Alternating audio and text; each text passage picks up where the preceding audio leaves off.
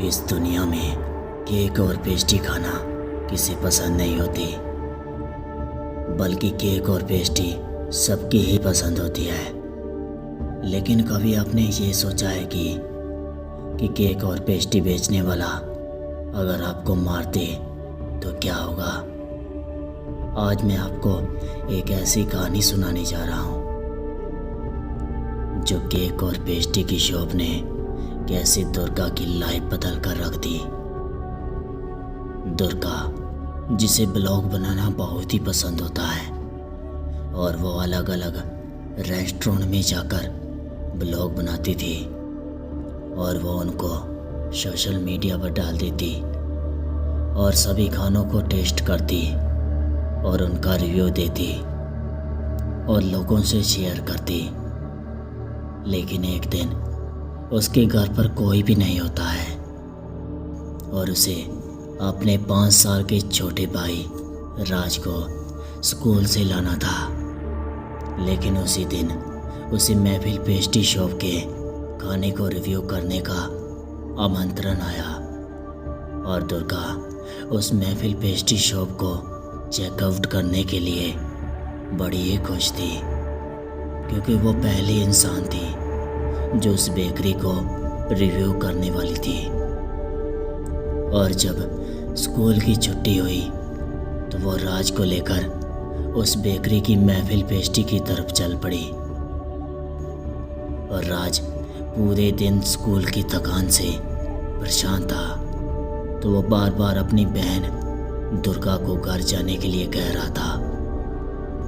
और दुर्गा, जिसके फॉलोवर पिछले 2 महीने से कम हो चुके थे और उनको बढ़ाने के लिए उसे महफिल पेस्ट्री शॉप पर वीडियो बनाना बहुत ही ज़रूरी था।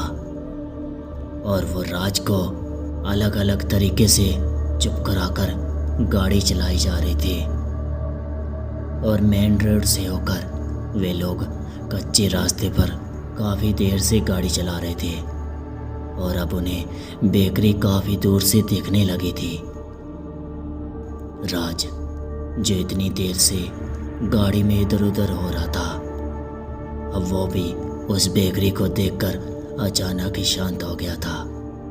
और वो दोनों उस महफिल पेस्ट्री की शॉप के पास पहुंच जाते हैं और दुर्गा ने गाड़ी पार्क की और राज के लिए दरवाज़ा खोला। लेकिन राज गाड़ी से उतरने के लिए तैयार नहीं था और दुर्गा राज को बेकरी के अंदर मिलने वाली पेस्ट्री का लालच भी दिया। लेकिन राज अपनी सीट पर जैसे जम सा गया था और वो तो बस महफिल पेस्ट्री के दरवाजे को घूर घूर कर देखे जा रहा था। और दुर्गा ने उसे जोर से हिलाया और उसके बाद राज दुर्गा की तरफ देखकर जोरों से रोने लगा और बोलने लगा कि उसे बेकरी के दरवाजे पर आते हुए छोटे छोटे बच्चे दिखाई देते हैं और उन बच्चों के कपड़े खून से लथपथ हुए हैं और वो सभी बच्चे दरवाजे पर खड़े हैं और मुझे अंदर आने से मना कर रहे थे। दुर्गा, राज की बात सुनकर उसे समझ आ गया था कि यह और कुछ नहीं बल्कि पिछली रात देखी गई हॉरर मूवी का नतीजा है। और वह अपने भाई की एक ना सुनी और वह अपने भाई का हाथ पकड़कर बेकरी के दरवाजे की तरफ ले गई और वो दोनों बेकरी के अंदर आ गए।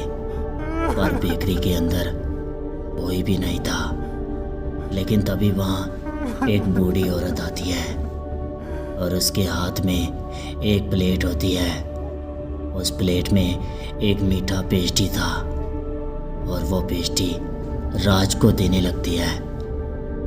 राज उस मीठे पेस्ट्री को देखकर रोता हुआ अचानक ही शांत हो गया था और उस मीठी पेस्ट्री को मज़े से खाने लगा। लेकिन तभी अचानक एक बूढ़ा आदमी आता है और वो दुर्गा का वेलकम करता है और वो दुर्गा से कहता है कि अगर आपको कोई परेशानी नहीं हो रही है तो तो अंदर एक प्ले हाउस है, वहाँ पर बहुत सारे गेम हैं। क्या आप अपने भाई को वहाँ भेज सकती हो? दुर्गा मन ही मन में सोचती है कि यह बहुत ही अच्छा है, इससे मुझे वीडियो बनाने में कोई भी प्रॉब्लम नहीं होगी। तो वो अपने भाई का हाथ पकड़कर उस प्ले हाउस की तरफ उस बूढ़ी औरत के पीछे पीछे जाने लगती है और वहाँ उसे छोड़ देती है। और वो महफिल पेस्ट्री शॉप बहुत ही ज़्यादा सुंदर थी। वहाँ पुरानी और महंगी चेयर और शानदार टेबल थी, पर पता नहीं वो सब दुर्गा के कैमरे में अजीब से दिख रहे थे। और दुर्गा ने वीडियो बनाकर उसे प्ले कर कर देखा तो वीडियो में कुछ छोटे छोटे बच्चों की परछाइयाँ दिखी, लेकिन फिर अचानक उसका फ़ोन बंद हो जाता है। दुर्गा को यह सब कुछ बड़ा ही अजीब लगा, लेकिन वो कुछ और सोचती तब तक वो बूढ़ी औरत उसके पास आती है और उसे प्यार से चेयर पर बिठाती है और फिर उसके बाद उसके सामने चॉकलेट पेस्ट्री रख देती है। उस चॉकलेट पेस्ट्री जैसी सुंदर दुर्गा ने पहले कभी नहीं देखी थी। और उस पेस्ट्री को देखकर थोड़ी देर जो भी कुछ हुआ था उन सबको बोलकर दुर्गा उस सॉफ्ट और स्वीट पेस्ट्री को बड़े ही शौक से खाने लगी। और दुर्गा उस पेस्ट्री को खा ही रही थी कि तभी वो बूढ़ी औरत और वो बूढ़ा आदमी उसके सामने एक बड़ी सी ढकी हुई प्लेट लेकर आ गए। और इतनी बड़ी प्लेट देखकर दुर्गा को लगा कि इसके अंदर बहुत सारी स्पेशल डिश होंगी। और उन्होंने ढक्कन हटाया तो उसके अंदर बड़े बड़े बिस्कुट थे। और उन दोनों ने बोला कि यह हमारी बेकरी की सबसे मीठी बिस्किट है। और इतना कहकर वो वहाँ से अपनी रसोई की तरफ चले जाते हैं। दुर्गा ने उस मीट के बिस्किट का एक टुकड़ा खाया और सोचने लगी कोई इतनी टेस्टी मीट के बिस्किट कैसे हो सकती है। और सोचते सोचते उसने एक बड़ा सा मीट का टुकड़ा खाया, लेकिन तभी उसको याद आता है कि वो खाने में इतनी व्यस्त कैसे हो सकती है कि वो अपने भाई राज को ही भूल गई। और उसने सोचा कि यह बची हुई बिस्किट मैं राज को जाकर दूंगी। और जब दुर्गा ने प्ले हाउस में पहुंचकर देखा तो उसका भाई वहाँ था ही नहीं।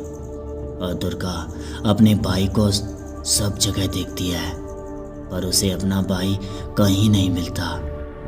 कि तभी दुर्गा उस पेस्ट्री के रसोई घर में जाकर देखती है तो वो हैरान हो जाती है, क्योंकि वहाँ पर वो बूढ़ा आदमी इंसानी दिल को काट रहा था और पास में खड़ी वो बूढ़ी औरत उन टुकड़ों से बिस्किट बना रही थी।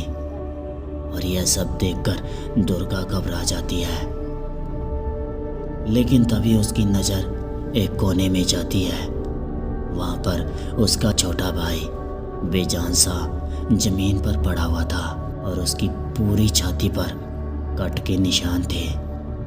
ऐसा लग रहा था कि उसकी छाती को खोलकर उसका दिल निकाला गया हो। और दुर्गा को एहसास हुआ कि वो दिल जो बूढ़ा आदमी काट रहा है वो किसी और का नहीं बल्कि मेरे छोटे भाई राज का ही था।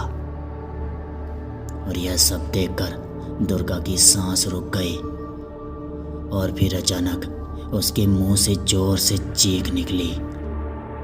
और वो बूढ़ी औरत और वो आदमी उसको देखकर अजीब तरीके से हंसने लगे। दुर्गा बहुत ज़्यादा घबरा गई थी और वह जल्दी से बेकरी के बाहर भागी। और जैसे ही उसने बेकरी के शॉप से गाड़ी निकाली तो उसको गाड़ी के मिरर में कई सारे बच्चों की आत्मा दिखी और सबकी छाती पर बहुत सारे कट लगे हुए थे। और जब उसने ध्यान से देखा तो उन बच्चों में से एक उसका छोटा भाई राज भी था। और उसका चेहरा देखकर दुर्गा को रोना छूट गया। और दुर्गा जब मेन रोड पर पहुंचते ही उसकी गाड़ी का अचानक से एक्सीडेंट हो गया और दुर्गा को हॉस्पिटल में 5 दिन के बाद होश आया। और उसके होश आते ही उसके मम्मी पापा फूट फूट कर रोने लगे और उन्होंने कहा कि उसके एक्सीडेंट से पहले राज लापता है और वो कहीं भी नहीं मिल रहा। लेकिन दुर्गा ने अपने परिवार वालों को जो बेकरी में हुआ था वो सब कुछ बताया। और उस बेकरी के बारे में सुनकर दुर्गा के परिवार वालों का दिल दहल गया। और दुर्गा के पापा ने कहा कि वह बेकरी शॉप तो पिछले 15 साल से बंद हो चुकी है। पहले इस शॉप के मालिक छोटे बच्चों का दिल काटकर लोगों को खिलाते थे, लेकिन जब उनकी किसी ने शिकायत की तो पुलिस वाले उन्हें गिरफ्तार करने के लिए गए। लेकिन गिरफ्तार होने से पहले इस शॉप के मालिक और मालकिन ने आत्महत्या कर ली। तब से यह शॉप बंद है और अब यह बेकरी खंडर हो चुकी है। दुर्गा यह सब सुनकर हैरान हो जाती है और उसे यह सब तब तक यकीन नहीं होता जब तक वो अपने परिवार के साथ जाकर उस बेकरी शॉप को देख नहीं पाती। और वो लोग वहाँ जाते हैं तो वो बेकरी शॉप खंडर हो चुकी थी, जिसे देखकर दुर्गा की रूह कांप गई और मन ही मन में सोचती है कि यह सब कैसे हो सकता है। और तब से दुर्गा ने फूड ब्लॉगिंग करना ही छोड़ दिया और अपने छोटे भाई को खोने का दुख शायद ही दुर्गा अपने मन से निकाल पाएगी। तो दोस्तों, आज के लिए बस इतना ही। अगर आपको यह कहानी पसंद आई तो हमारे चैनल को सब्सक्राइब कर दें और बेल आइकन को भी दबा दें, जिससे कि हमारी नई वीडियो के नोटिफिकेशन आप तक पहुंचते रहें। तो चलिए दोस्तों, मिलते हैं आगे ऐसी ही रोमांचिक भरी कहानी में। तब तक के लिए good bye and take care.